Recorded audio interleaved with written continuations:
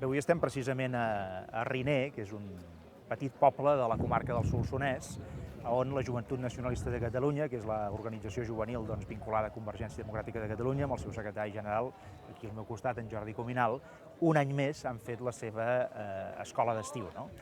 Una escola d'estiu que va presidida per aquest gran lema que es veuen aquí, en anglès, que diu We shall overcome, és a dir, traduït al català, ens en sortirem, no? És així, ens en sortirem. Jo crec que és un bon lema perquè crida a l'optimisme i a la il·lusió que s'ha de fer de renéixer en el conjunt del poble de Catalunya. Sabem que estem passant moments difícils, però els moments difícils no són per sempre, no són eterns, igual que els bons. Això superarà, i jo, el fet de tenir molta gent jove al nostre costat que té aquest lema, no? Ens en sortirem, crec que és un gran actiu que nosaltres podem aportar en aquesta casa gran del catalanisme que intentem construir per donar-li a Catalunya tota l'empenta, tota l'energia i tot el camí de futur que molta gent del nostre país necessita.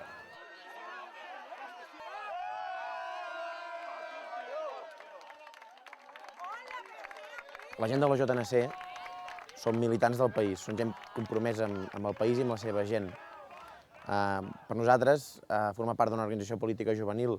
que es declara nacionalista vol dir que 24 hores al dia i que no només durant l'època que som joves, sinó per tota la nostra vida, de forma vital, nosaltres adquirim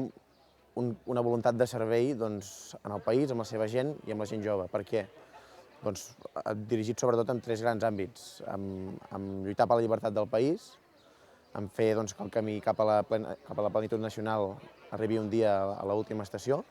i, per tant, el país pugui ser una nació més al costat de tots els altres estats de la Unió Europea. També en el sentit de treballar pel progrés social, és a dir, per la igualtat de les persones, perquè tota la gent que triï casa nostra per viure-hi pugui tenir una mateixa igualtat d'oportunitats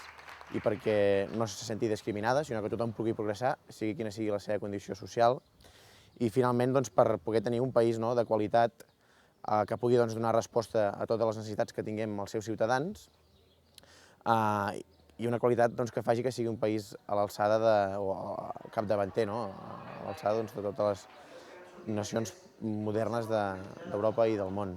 Durant els 10 últims anys hi ha hagut un canvi radical en la societat i això és molt important, no podem parlar dels joves i la política als anys 90, que no fa res que els van passar, o ara. Hi ha hagut una revolució tecnològica molt gran i s'ha de tenir molt en compte. Segurament un dels col·lectius que més s'ha implicat en aquest canvi, que més s'hi ha trobat immers, ha estat la joventut. I en aquest sentit, per una banda, tot el que és l'oferta d'oci, de participació, del que no és el tema professional ni el tema d'estudiar, s'ha diversificat molt, s'ha multiplicat molt i, per tant, és molt més complicat tenir gent implicada en associacions juvenils. Nosaltres, des de la JNC, el que intentem fer és combatre això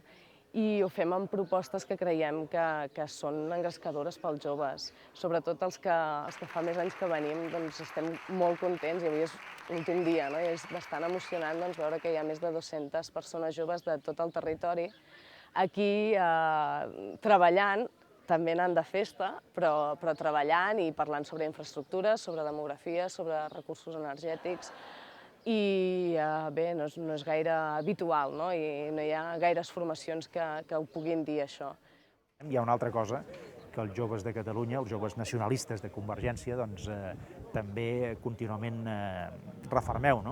i és allò que jo vaig recordar en el Congrés de Convergència darrer, que és aquella frase del Kennedy històrica, que era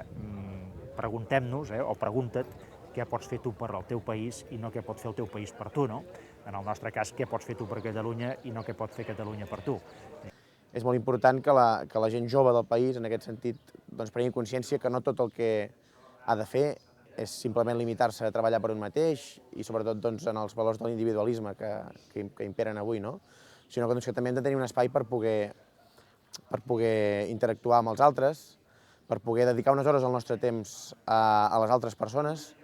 i nosaltres creiem que en aquest sentit militar en una organització política juvenil com la JNC és una de les millors eines per treballar pels altres i per fer-ho també pel país, per Catalunya. Des de la JNC intentem que els que van arribant nous es vagin contagiant d'aquest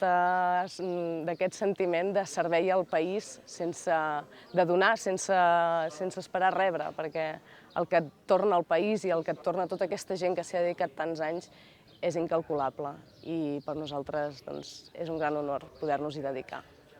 Jo estic molt convençut que la resposta de molta gent d'aquest país ja fa temps que està donada, no? I les joves